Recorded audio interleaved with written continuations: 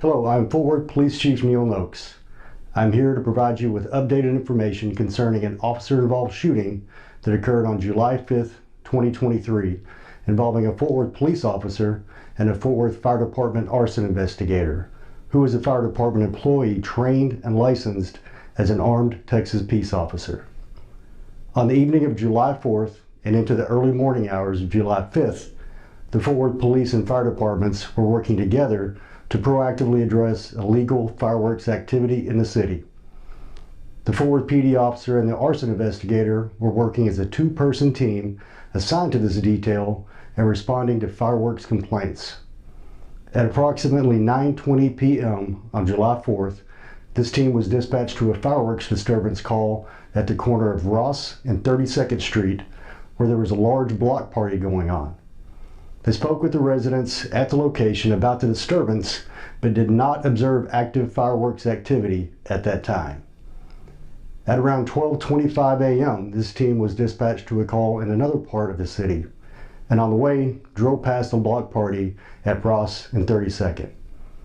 Upon arrival, the officers observed an apparently injured Hispanic male walking away from another male holding a firearm.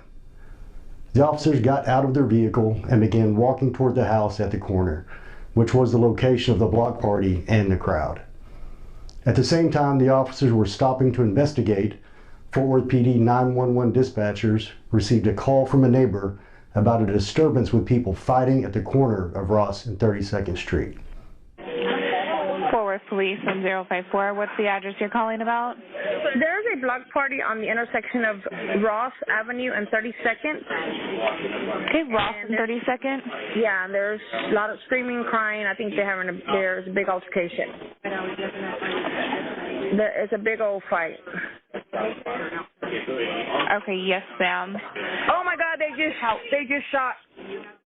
As the Fort Worth officer approached, a gunshot was heard, and a black male later identified as 21-year-old Billy Smith could be seen standing and pointing a firearm at what officers later learned was a Hispanic male on the ground next to an SUV.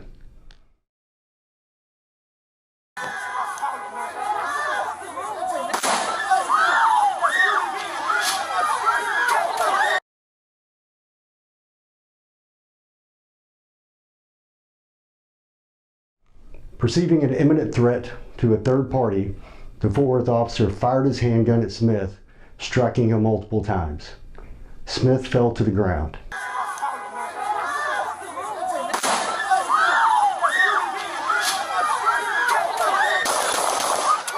Please get down!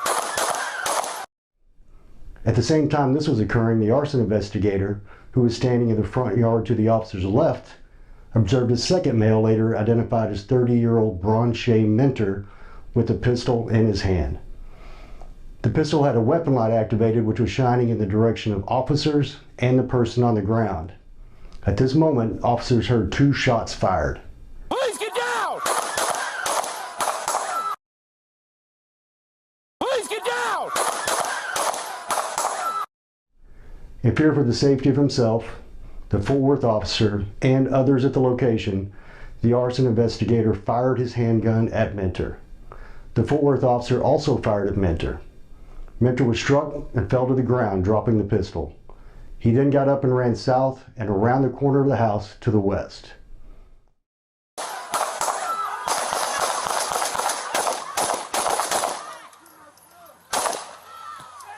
Sit down!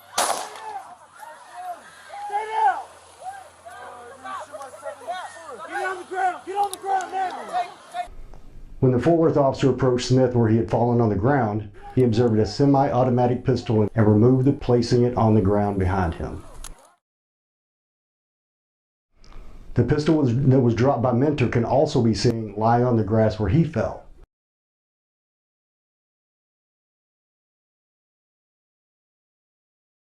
Two spent shell casings matching the caliber of Mentor's pistol were found close by.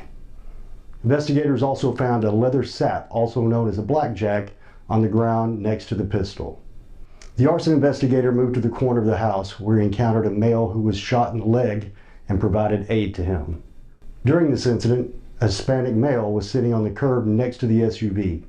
He appeared to have been injured. Later, investigation revealed that he had been shot, stabbed, and beaten.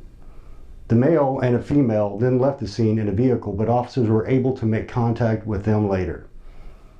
Additional backup officers arrived and began establishing control of the scene. Officers located 2 additional gunshot victims, a male and a female. An additional male was observed on scene with an apparent gunshot wound to the arm. However, that person did not remain on scene, did not identify himself, and investigators have been unable to locate that male. Once MedStar arrived, Smith was pronounced deceased on the scene. Mentor was transported to a local hospital and pronounced deceased at the hospital. It is important to emphasize that there is still much more information that we need to gather about this incident. Investigators are still attempting to locate and speak with several witnesses who were present that night but left before police could interview them, who we believe may be able to shed light on exactly what happened.